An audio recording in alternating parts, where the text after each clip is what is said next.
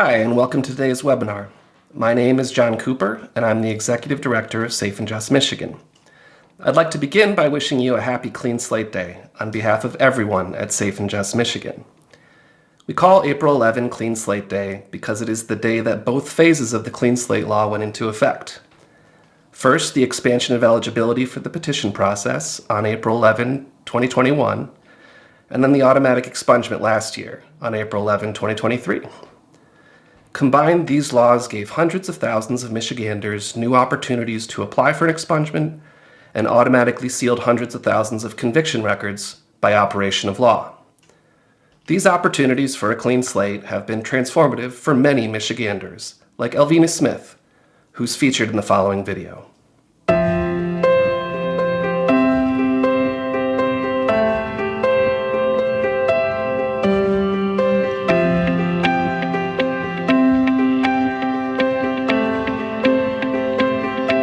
All you have is your name. All you have is your name. And I don't want people to see Elvina Smith felon. I want people to see Elvina Smith and think math enthusiast, or mother of two beautiful daughters, or daughter who takes care of her disabled mom. Because there's so many things to me besides the felony.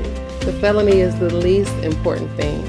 I literally want people to see my name and think, she was a great advocate, or she loved math, but not she's a shoplifter, because that was a poor decision I made 18 years ago, and I've changed so much since then. I've been disqualified for jobs I was overqualified for. I've been turned down for housing and apartments that are in better areas.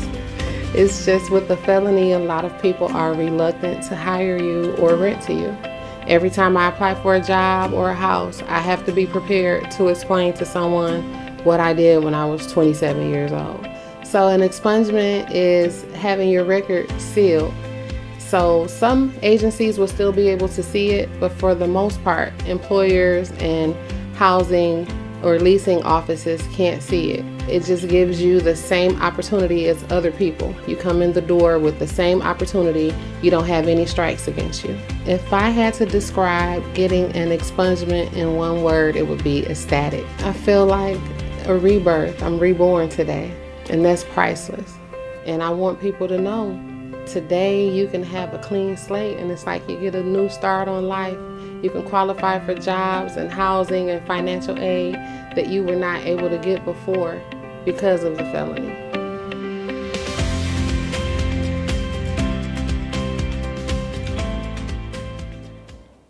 Elvina is one of over 280,000 people who got their records sealed on day one of Clean Slate last year.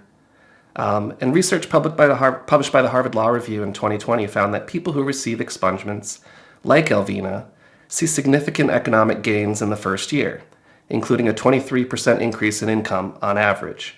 Significantly, the study also found that expungement recipients' recidivism rates compare favorably to the general public. So because expungements are such a net positive for society, it follows that we should ensure that the Clean Slate law is maximizing its impact. And while its impact has been massive, with over 30,000 petitions having been filed since eligibility was expanded in 2021, and over 1.4 million conviction records sealed through the automatic expungement process in its first year, there is much more to do to improve its reach and effectiveness. The report we're releasing today is an effort to document the impact of Michigan's Clean Slate law to date, to identify implementation challenges and barriers, and to make recommendations about how to make the law more effective and impactful. In a few minutes, the report's primary author, SJM's Clean Slate manager Kamau Sandiford, is going to spend some time walking through the report's findings and recommendations. After that, I will moderate a panel of expungement experts, including Kamau, who will discuss the report and share their own perspectives on implementation issues and what can and should be done to address them. But first, I'm happy to invite Jason Cooper, the Vice President of Programs at the Clean Slate Initiative, to share a few thoughts on Michigan's Clean Slate law from a national perspective. Welcome, Jason. Thank you, John, for having us. In behalf of all the colleagues and team members at Clean Slate Initiative, we're really excited to celebrate this extraordinary milestone alongside the millions of directly impacted individuals and family members in Michigan that are benefiting from this law. For those new to the Clean Slate initiative, we work to pass and implement laws that automatically clear eligible records for people who have completed their sentence and remained crime-free, and we also seek to expand who is eligible for clearance. We do this by supporting coalitions just like here in Michigan to empower local leaders so that people will no longer be defined by their records, will have the opportunity to contribute to their community, and will have a fair opportunity to work, get an education, and achieve their full potential. In 2020, Michigan was among the first states to pass Clean Slate legislation, and what has happened since then is nothing short of remarkable. To date, 12 states have passed laws that meet CSI's criteria for Clean Slate legislation, with New York and Minnesota being the most recent. And as a result, over 15 million people in America are eligible for full or partial record clearance in those 12 states that meet our policy minimums. And that's 14 million people who are eligible and in line to receive full record clearance in those 12 states. But our work is not nearly done, and here's why. Our research shows that 1 in 3 adults have some kind of record in America. We also know that 18 million women in America have a record, and 15 million Black folks. That's almost half of the Black adult population. If all 50 states pass Clean Slate legislation that meet CSI's policy requirements, half of women in America with records would be eligible to receive full record clearance. That's 9 million women who would be in line for a fully cleared record. And that would also be close to 1 in 3 Black adults who would be eligible for full or partial record clearance, and that's almost 8 million Black adults. And so when I say I'm really excited to be here on behalf of the Clean Slate Initiative to celebrate in Michigan, that's because Michigan's leadership has made other campaigns stronger. Some of the specific things that Michigan's Clean Slate campaign did that we bring to other communities across the country is demonstrating the importance of bipartisanship and carrying on the tradition of Pennsylvania and Utah by ensuring that there was broad bipartisan support, because we can all agree that second chances for someone should not be a political football. We've also seen the leadership in Michigan on taking a comprehensive approach to expungement and record clearance by including a wide range of eligibility, which means that more people who have overcome challenges to earn a second chance now have hope of receiving it. And we've also seen Michigan take the long view, looking towards implementation. The transformative changes that are happening in people's lives now would not have been possible if community partners were not engaged leading up into the implementation, and that this campaign was thinking about the consequences and impact of folks while working with legislators on the policy. I applaud community partners, including Safe and Just Michigan, for continuing to expand and improve something that has helped nearly 1 million people directly. We know that Clean Slate doesn't stop at the individual, and that those benefits extends to families and communities, and that when people have opportunities, they don't have to act out of desperation. So thank you, Michigan, for your leadership on this issue. Your journey will continue to inform our efforts in other campaigns across the country, especially as we take on issues relating to fiscal notes, data and technology solutions, and working on background check for companies as people are still applying for jobs. This work will ensure that everyone has a meaningful second chance across the country, and we continue to learn from your journey. Thank you for having us. Thank you, Jason. Hi, everyone. My name is Kamal Sandiford, and I'm the Clean Slate Program Manager here at Safe and Just Michigan. So as an organization, we've been uniquely positioned to witness firsthand the impact that this law has had over the last 3 years. We've been able to see what works, what doesn't work, and we've gotten feedback from our partners in the field who are directly involved with justice-impacted communities. As John mentioned, the Clean Slate law, as we know it, went into effect in April of 2021. The first phase of that law specifically dealt with expansion of petition-based expungements. The new law expanded petition-based eligibility requirements to allow for expungement of up to 3 felonies and an unlimited amount of misdemeanor offenses. Obviously, more people being eligible for expungement led to a huge surge in expungement filings. As documented in the table you're about to see, over the last 3 years, we've seen upwards of 30,000 expungement petitions being filed. This led to delays in petitions being processed because these petitions have to be processed by the Michigan State Police, the Attorney General's office, and the courts before a hearing can be scheduled. And unfortunately, that led to some delays.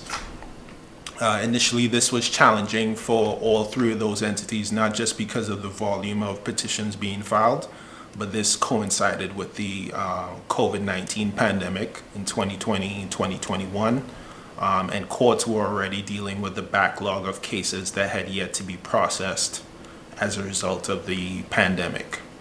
This led to notable delays, anywhere between 6 months and a year in some cases, before expungement hearings could be scheduled. Obviously, more people being eligible for an expungement is a good problem to have, but this placed a huge strain on our pro bono legal service providers, as many of the people in need of such services were low-income individuals who were unable to hire private attorneys to assist them with the petition process. Fortunately, we have great partners, and we continue to have great partners in the form of the Attorney General's office and a number of our other community partners across the state. And together with them, we were able to host dozens of expungement fairs. However, due to the number of people that generally tend to attend these events, our organization and our partners simply do not have the capacity to assist everyone through the entire process, and so this remains an issue to this day. The figures you're about to see are the amount of people that we were able to screen last year, which was roughly 4,000 people. And so again, naturally, that's a lot of people that we simply don't have the capacity to assist, but obviously we're going to try as best as we can to assist those individuals. So the second phase of the Clean Slate law went into effect last year, specifically dealt with automatic expungements. The automatic expungement system was created by MSP. It went live specifically on April 11 of 2023. The system can expunge up to 2 felonies after 10 years and 4 93-day or more misdemeanors after 7 years. Since going live or from last year, more than 1.4 million convictions have been automatically expunged. This doesn't include the number of 92-day or less misdemeanor offenses that have been expunged solely by the courts. As John referenced earlier, as many as over 280,000 people have had their entire records completely cleared. Despite those successes, we have seen some challenges, specifically with the rules engine. The rules engine has built-in limitations which prevents it from auto-expunging offenses that would otherwise be eligible for automatic expungement. And if I didn't make it clear earlier, the rules engine is what Michigan State Police refers to their computer program. That's the name that they refer to their program. One of the biggest issues that we've seen deals with offenses that do not have a MCL or PAC code. Those offenses cannot be automatically expunged by the rules engine because the rules engine identifies offenses based on its code. So if an offense wasn't assigned a specific code in the system, it will not be expunged. Additionally, another thing we've seen deals with records which contain hanging charges or charges without a final disposition. Those offenses or those records cannot be automatically expunged by the rules engine. These hanging charges are generally the result of convicting court's failure to report the final outcome of a case. So what tends to happen is, obviously, somebody goes through the system. They are charged with an offense. They may have even pled guilty to that offense, or maybe that offense was dismissed. But for whatever reason, the final outcome of that case wasn't communicated to MSP. And so there is no final disposition as to how, the final outcome of that case. And as a result of that, the offense isn't automatically expunged from MSP's database. We've also seen some delays in felony expungements. Specifically, the issue there is that the rules engine relies on information pulled pulled from MDOC's database, and this information isn't always readily available. And this has led to a number of felony expungements being held up. In speaking with MSP, they're obviously aware of this problem, and so what has to happen is they have to kind of manually expunge these offenses as they come across them. So it just takes a little longer to have these felony cases automatically expunged as opposed to the misdemeanor cases. And so finally, the report also contains some recommendations which we believe will enhance and improve the overall effectiveness of the law. Going forward, we've hoped to advocate for the removal of intervening convictions from the petition and the automated process. This is an addition to the law. It wasn't in the prior law, and it essentially imposes a significant impediment to expungements being processed at both levels. And we believe that by removing this conviction, it would make more people eligible under the law. Additionally, we hope to advocate for increased oversight over commercial background check companies. One of the continuing themes that we hear throughout the state is the fact that people may have had convictions that were expunged either through the automated process or through the petition process, but those convictions are still showing up on commercial background check companies or background checks run by employers or landlords. And obviously that kind of defeats the purpose of the law. So, and we believe that the lack of oversight over these companies has led to this issue. So again, that's one big issue that we hope to push moving forward into 2024 and beyond.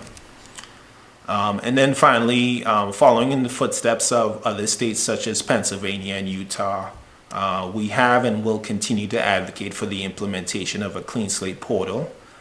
We believe that the lack of any type of notification process, letting people know when their offenses have been expunged, means that people will continue to check the box on employment or housing applications even when they may not have to do so.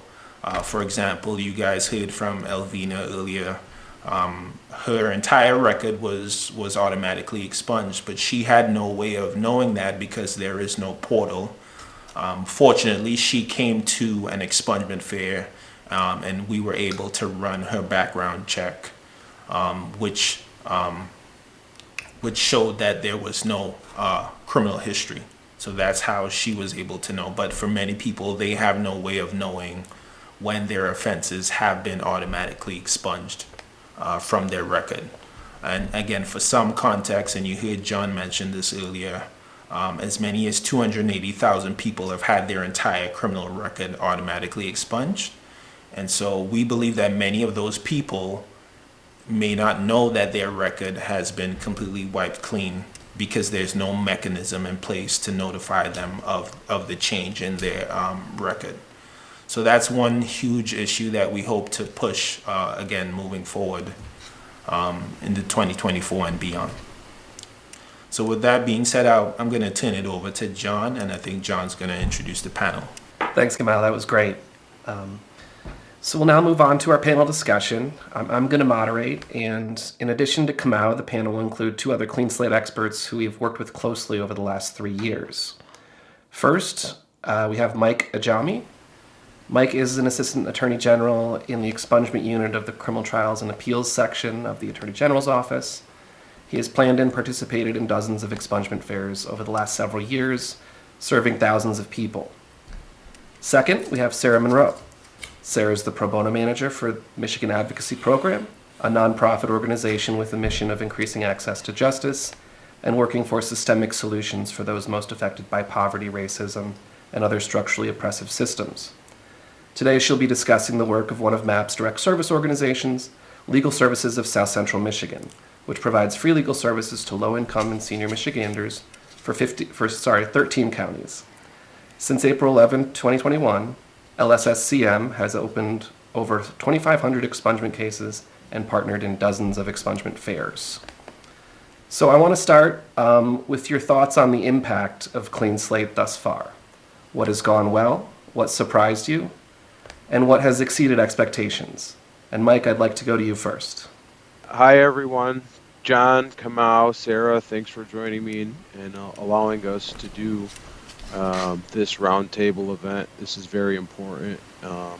And it's really been a pleasure to help people across the state in assisting with expungements. We all know how important it is. And Safe and Just, thank you again for letting our department be with you and traveling across the state to do all this. Things that have gone well for us across the state have been these clinics. As Kamau mentioned, we've been able to service a lot of people in a lot of underrepresented communities. We've been able to provide a lot of assistance in just notifying people what are on their records and take what the steps needed to begin that process of getting a clean slate, for lack of a better term. These organizations from all over the state, private companies, wellness centers have been able to sit there and assist. And, it really takes a whole community to help, people out, and the willingness from everyone across the state just to be able and willing to provide these services has been amazing. Thanks, Mike. Sarah, I'd like to go to you next. What do you think has gone well? What surprised you? What has exceeded expectations? Sure. Thanks for having me. I'm thrilled to say that we have had an incredibly high success rate with our set-aside applications. So virtually every application that we file is granted at the hearing. So that has been something that's been, I think, a really something that's gone well with the act and with kind of the approach in Michigan. In addition, these hearings are generally positive experiences for everyone involved. They're kind of a bright light in a court's docket. Generally, we either have a pro bono attorney representing our client or a staff attorney. And usually the judge is thrilled to be having this hearing and being in the position to set aside someone's conviction that is impeding their life and just not representative of the kind of person that they are now. Of course, our clients are afforded better employment opportunities, but they're also provided better access to safe and stable housing and allowed more involvement in their children's lives, sometimes grandchildren's lives. When we started these cases, we knew that these were important cases for our clients, but I guess we didn't really realize how vast the effects of our clients getting set-asides could be. The fact that our clients were prohibited from, volunteering in their kids' school for something that happened a really long time ago, going on field trips with their client or with their children or grandchildren. So these kind of things have been something that have gone well and have been pleasant surprises. I think Clean Slate has also allowed our organization to collaborate with some really great new partners, such as Safe and Just. And finally, with respect to the question about exceeding my expectations, and I mean this as a compliment, I think the Attorney General's Office and Michigan State Police have been really open to feedback and have really risen to the challenge. When Michigan State Police received 30,000 petitions and had to run fingerprints on all of those, they were able to staff up. There were delays at the beginning, but they were really open to kind of our feedback and staffing up. And I think things are going much better now. And the Attorney General's Office has been great on these. So I think there's a lot of things to be really pleased about with the way these things have gone over the past few years. Kamau, anything to add? Yeah, I would just piggyback on what Mike and Sarah said as far as the level of engagement that I've seen from the legal community from various law schools willing to assist us at these events. As Sarah and Mike can attest to, we wouldn't be able to do a lot of these events without their support. And it's extremely been overwhelming to see how many law students, attorneys have been willing to donate their time on a Saturday, on a Friday, in the middle of the day, late at night, to assist people through this process. Yeah, I mean, I think there's a lot to say, in support of Clean Slate. I have a couple things I just want to add for discussion, and feel free to react. I mean, I think the first thing, this was implemented on time and below what the projected costs were. I thought, SCAO and the state police, SCAO is the State Court Administrative Office, for those who are not used to saying that. I think they both really took on the challenge and did a nice job of bringing a broad range of stakeholders in. Their state police was doing all-in meetings for a year, as they were working on the rules engine, and there was I think 16 or 17 different case management systems that needed to be incorporated into this on the court side. So I think state government doesn't always get a lot of credit in these situations, but I think it's deserved in this case. So kudos to SCAO and MSP. So having said nice things about how things have gone, let's now move to the perceived problems. And Sarah, I've got you first here. Where would you like to start? I think that Kamau has addressed a number of the problems we're seeing. We continue to see all sorts of little things. We appreciate Michigan State Police's openness to having a problem queue and looking, at our clients' iChats. I think one of the problems that Kamau mentioned is something that I'm constantly reminded of, the fact that there are so many Michiganders who've had things set aside, but they don't know about it. We know this because they fill out our online intake for legal assistance, and we tell them, hey, you don't have anything on your record. But that makes me think that for the past year, that they've had their convictions auto set aside, they don't know about it, they have been checking that box. So that is really concerning to me. Another problem we see is the ambiguity around waiting periods. We learned this by speaking to other direct services providers. I'm specifically talking about the other legal services organizations who are doing this work and representing at these hearings, that depending on where you live in Michigan could depend on the outcome of your expungement application, because judges in some courts are applying the waiting period in the statute differently than others.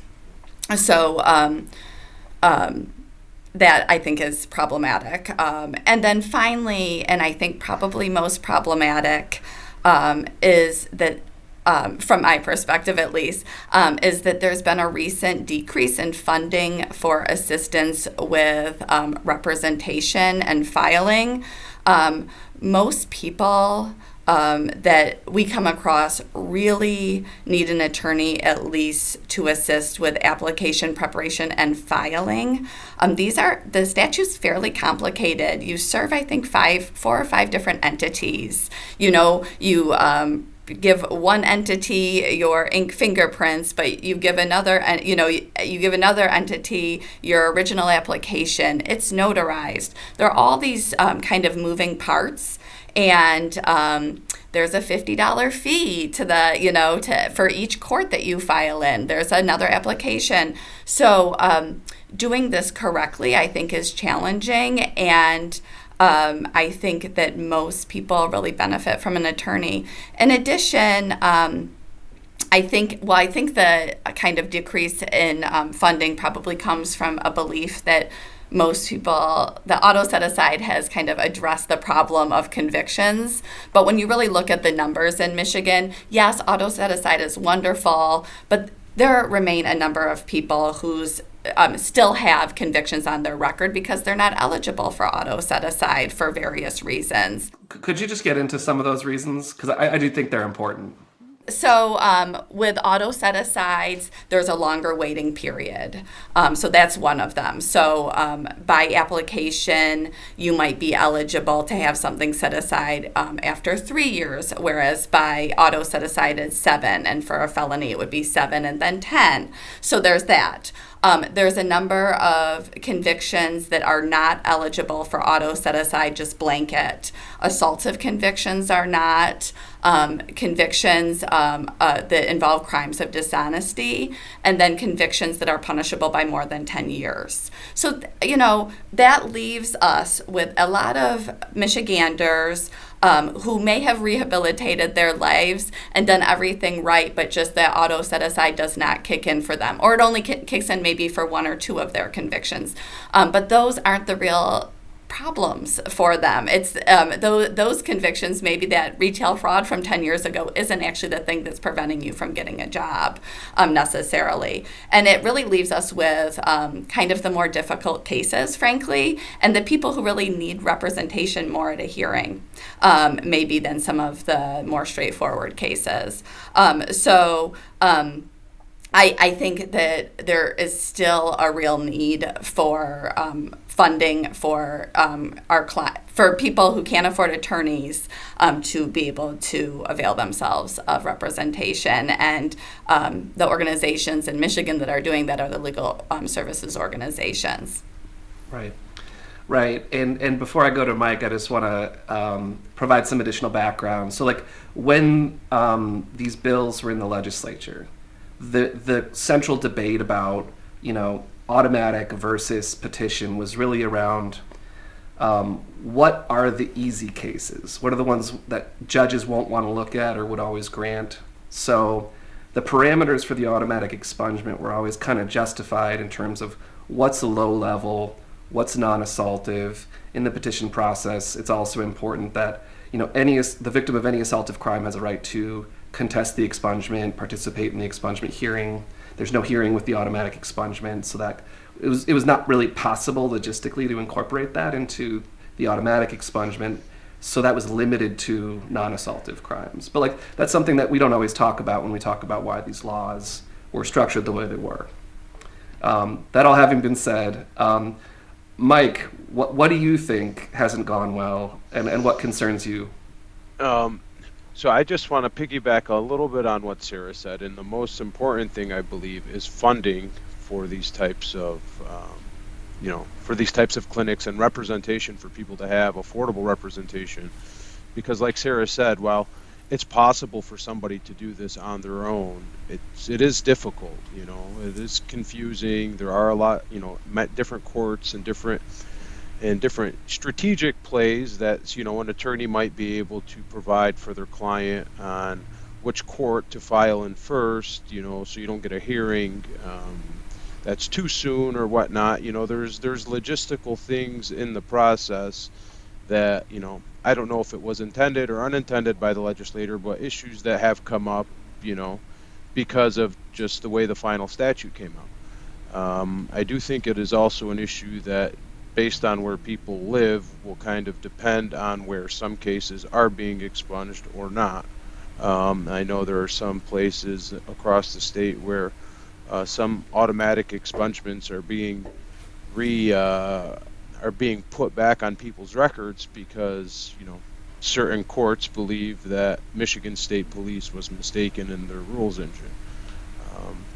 I think those are some of the issues that people realistically see across the state. Also, the hanging charges that Kamal mentioned seem to be a very big hindrance on people's records. I think even charges that shouldn't be on people's records are, because there are hanging charges there.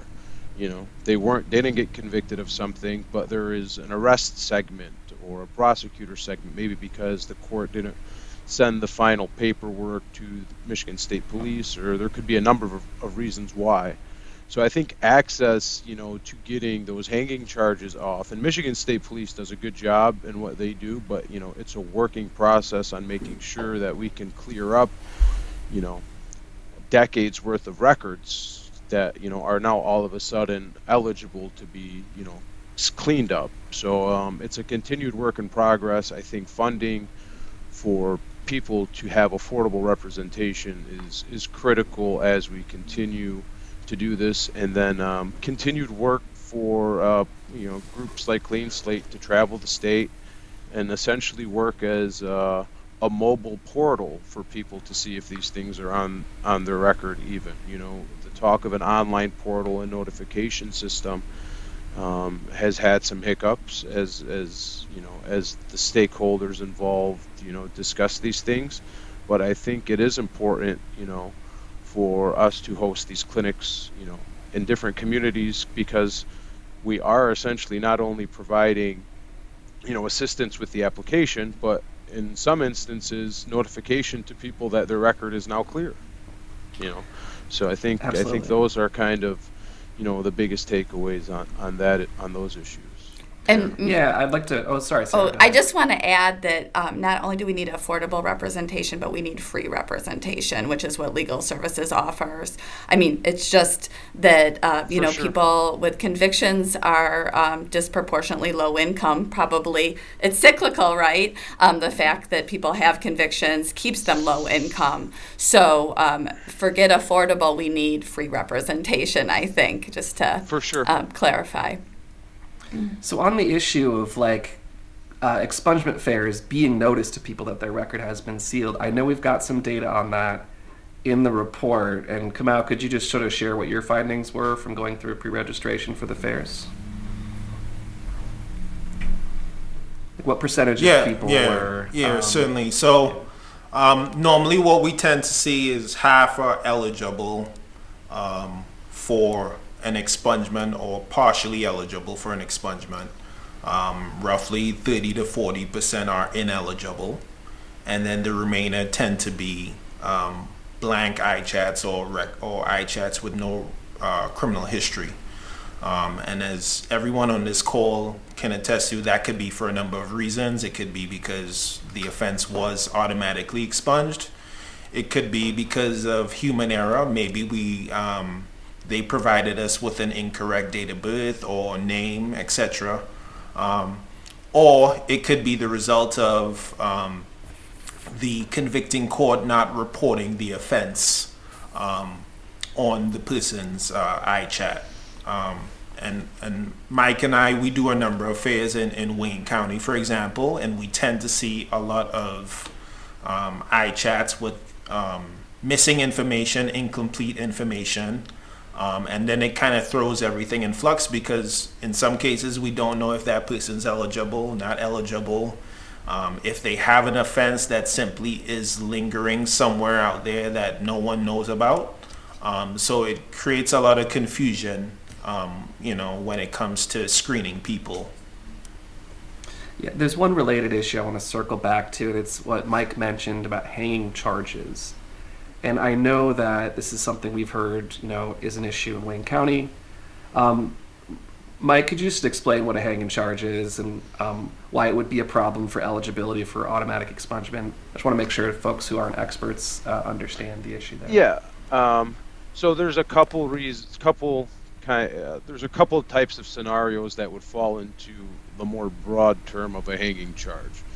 When somebody takes a look at an iChat, there's 3 segments in there. There's an arrest segment, which is generated at the time, of a possible arrest warrant being out for somebody, and then there's a prosecutorial segment, which kind of gives you it's the middle section on the iChat where it says which prosecuting agency prosecuted the case.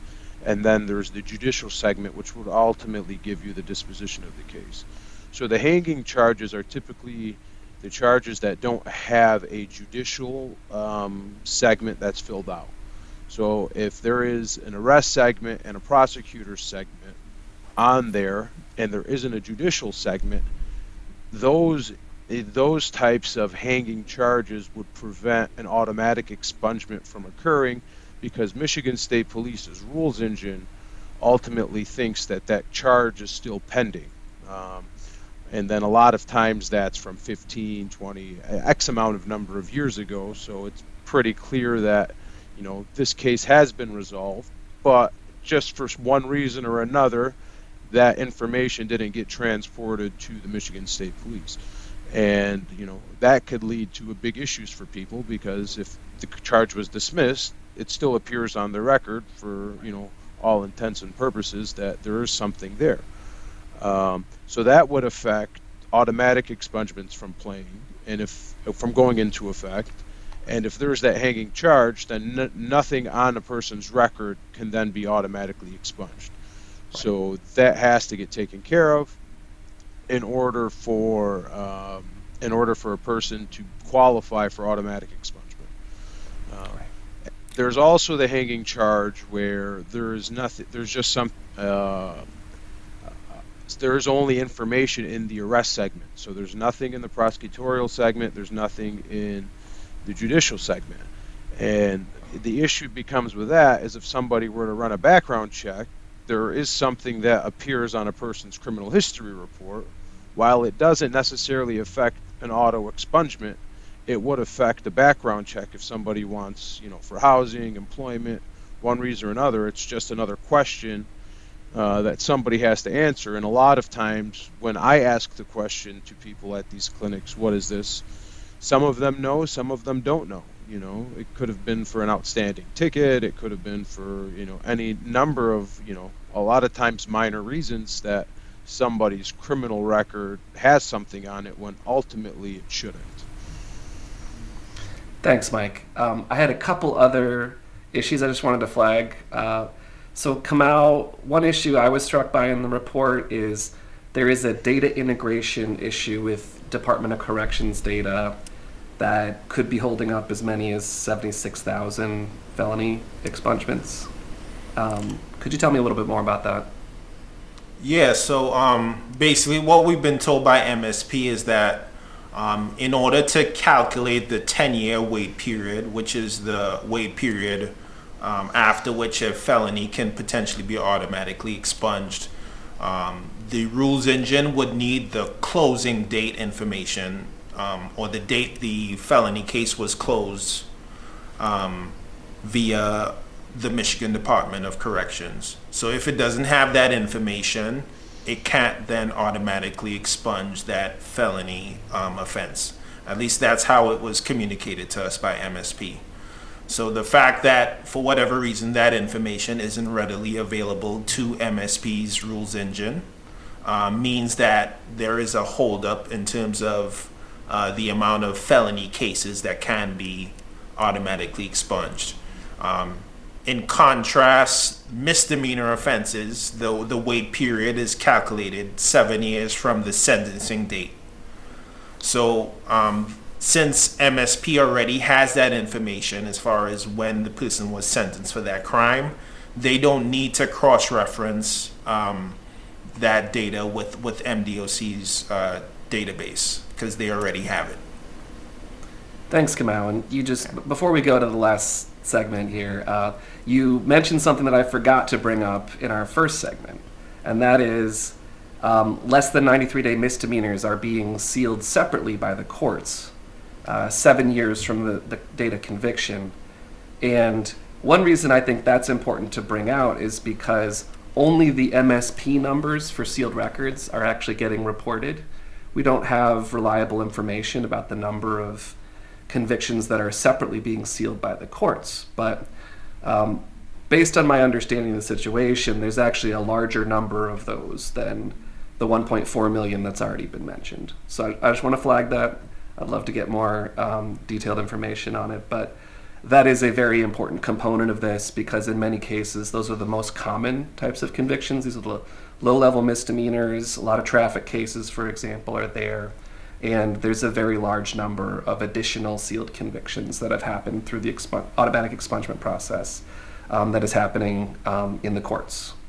So finally, I wanted to get Mike and Sarah's thoughts on the recommendations in the report. And Mike, I want to go to you first. Which of these, what are your thoughts on these? I mean, which do you think are most important? Any disagreements? How do we do? I think, first of all, the report was, very well prepared and well presented.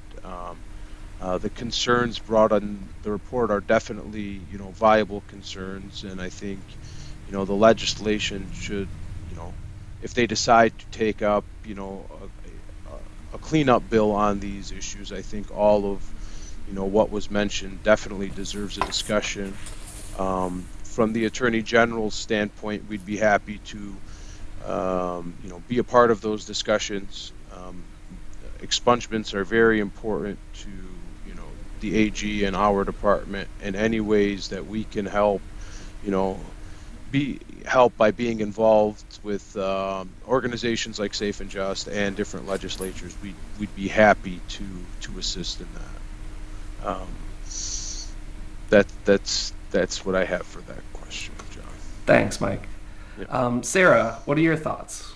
Yeah, kudos on the report. I thought it was great. It's rare that, you read something that's like, oh, yeah, this is all the things that we've been talking about over the past few years. And the only thing I would add is what I mentioned again, which was increased funding for direct service providers who represent people who can't afford an attorney for their expungement applications. I just think it's so important. I do know that people go to expungement fairs, have everything, prepared, and then get instructions on how to do it. And a lot of people, we see them again at another expungement fair later because they cannot do it on their own, the filing and the service. And just the importance right now also of having an attorney for a hearing for some of the more kind of substantial kind of convictions that we discussed that aren't being auto set aside.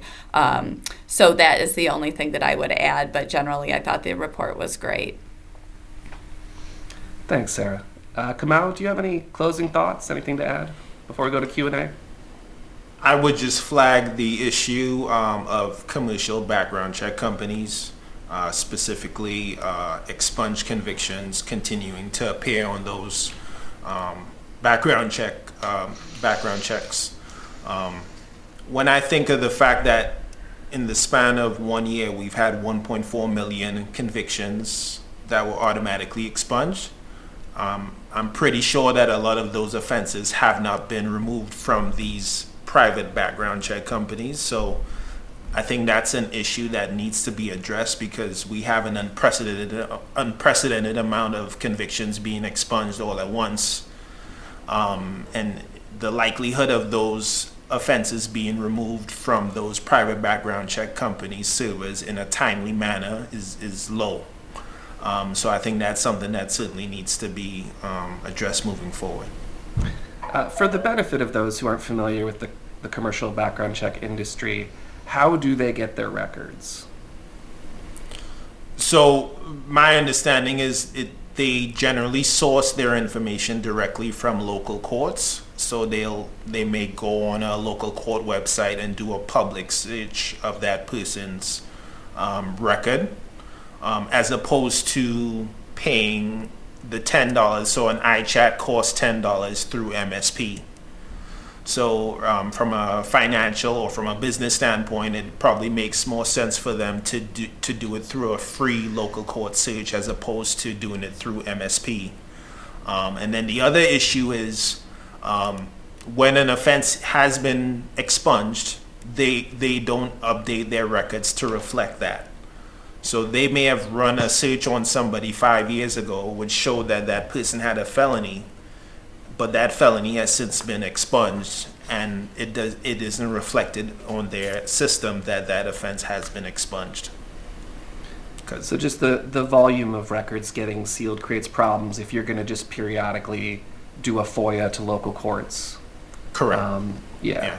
Sure. They probably don't go back and look at cases that they've already reported on. So I don't think, like to piggyback on what Kamal's saying, is while they are searching the records, they're not then going to research the records to see if those convictions have disappeared. So I think that is a very important point that Kamal has brought up. Yeah. and we've seen, clients, it's true for the auto set-asides, and it's also true for people who've received their set-asides by application, that these third-party providers, are reporting on, expunged convictions, be it by application or auto set-aside. And then there's the added background check where some employers use they use the third party to do the search, and they get a green light or red light. So the person doesn't even really know what conviction or what it is that is, giving them the red light. I think it's important that people know that they do have a right to ask, what is it on my record that is giving me this red light, and then that employer has an obligation to give them more information. Hey, well, thanks so much, you guys. This is a terrific panel, and I learned a lot. We do have some questions from the audience, and I'm going to go to those now. So the first question we've got is, it relates to the hanging charge issue, and I think it's a question that is intended to clarify, how do we fix these issues? Whose job is it to clear these things up? Who has the authority to clear them up? And are these people being held accountable? So, I don't know if Mike, you want to take a stab at that or pass to somebody else, but I think not knowing how these different agencies interact, I think, can make this a confusing problem to understand. Yeah, I don't think, there is, I don't know if anybody is holding the courts from not being accountable. I don't think, people have to understand that, a lot of these records are old and mistakes were made by individuals that are no longer employed by the court, and a lot of these records are not readily available by the courts to even have their own access to them because of, court retention files and issues that have come up from years ago that just are logistic problems. So, it seems to me to clear all those up, there would just need to be an amount, some funding that needs to be applied to different agencies to where, suggestions and record cleanup can be done. It's a work in progress. There are some issues, with, the implementation of all these things. I don't think anyone is truly at fault for some of the hiccups, but we'll be happy to work with all parties to figure out and stakeholders to figure out what can be done to improve the record keeping process, because some of it is just a record keeping process, and to go through thousands and thousands of documents and make sure that all of them apply or are correctly recorded, and applications and everything is done properly with them, takes a lot of time and a lot of resources. So I wish there was a way that we can make sure everything is perfect, but realistically speaking, I think that's difficult, and I think the courts are doing a good job of getting there, but there's always room for improvement, and however we can help to provide suggestions to doing so, we'd be happy to be a part of those conversations. There isn't an easy answer to that one. John, I will add that on one of our organization's website, michiganlegalhelp.org, there is an article on fixing mistakes on my iChat. So if listeners Google that, there is a way. I mean, there are steps you can take to get hanging charges removed. It might take a lot of, clerical work on your part, and assistance maybe from a attorney or legal services organization. But these are things that should not be on people's records if they didn't result in a conviction, and so you have a right to have them removed. The only thing I would add, just for the benefit of the audience, is that a hanging charge could originate. It could be the court's fault, or it could be the prosecutor's office fault. There could be a charge that wasn't pursued, and the office lost track of it because it wasn't a priority or something like that. And in big offices, especially like Wayne County, for example, those things can just accumulate over time. And, it's got to be a conversation between the relevant prosecutors' offices and the courts to say, okay, what happened here? How do we clarify the record, and how do we communicate with MSP about that? And that is a manual process that is not going to be easy to work through, especially if there's large numbers of hanging charges. But it is important because the people who have those hanging charges are entitled to an expungement, and they're not getting it. So that's the important thing. But I do think it's a resource question. Right, and I think also they're if the hanging charge is an arrest, you go to the police department to get proof that there was no prosecution. So I think the local police departments need to be involved in that. And I will say throughout the state, there are police departments that are handling this differently. I can think of one police department that's charging people for that proof that the prosecutor didn't go forward with their conviction to get this, arrest charge off their iChat. So. Yeah, the documentation required to get anything done around these is unfortunately very, very difficult to obtain and takes a long time to work through these systems. The next question we have relates to unpaid criminal justice debt. And Sarah, I know you're someone who deals with this frequently.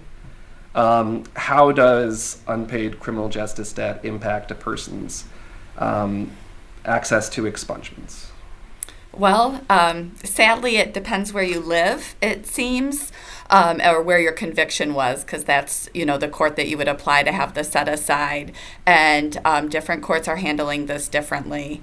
There's two issues. One there are fines and fees sometimes associated, always associated with a conviction.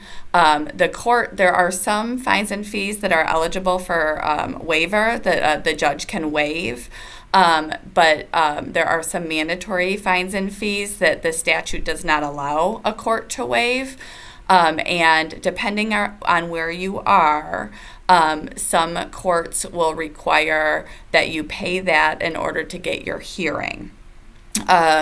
In addition, there's the issue of restitution. The statute is clear that, having an expungement doesn't affect your restitution, and that you would still owe that money, but that debt could also affect your ability to get an expungement in some courts.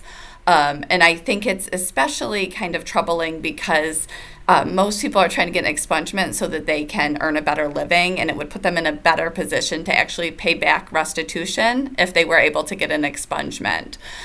So those are issues that we're working on now, and hope to, do some advocacy on behalf of these debt issues that are affecting our clients. Thank you, Sarah. And just to the person who asked the question, unfortunately, the answer is it depends. If you do have unpaid restitution or fines and fees, it's possible the judge may want you to pay that off before they're willing to grant an expungement.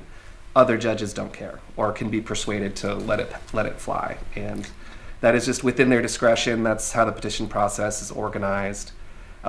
If your conviction is eligible for auto, it can go through even if you have outstanding restitution or fines and fees. But if that's not getting paid, whoever that's owed to can come back to the court and ask for the conviction to be reinstated if they feel that payment is not being pursued in good faith. So, significantly, the fines and fees issue for auto set-asides, it's pretty clear, there's pretty clear instructions from the State Court Administrative Office that courts should not go after fines and fees for convictions that have been auto set aside. It's different with restitution. But so if your conviction is eligible for auto set aside and you can't afford the fines and fees, when it does auto set aside, the court should not be demanding payment of that fine and fee. Restitution is separate, but some courts have been trying to work around that, is what I'm hearing. It's it appears that some courts believe that payment of those mandatory fines or fees is a requirement in order to have your hearing. So if you're filing by application petitioning for a set aside. Yeah. I mean, I think that's inconsistent with the statute, but we don't need to get into that here. So it's 101, and I want to respect everyone's time. Huge thanks to our panelists, Mike, Sarah, Kamau. Thanks so much for being here and sharing your insights on the Clean Slate law and what's going well and what we need to work on. We look forward to doing many, many more expungement fairs with you guys, and perhaps even working to address some of the issues we've identified with the legislature. So thanks everyone for joining, and have a great Clean Slate Day. Thank you. Thanks Take so care. much.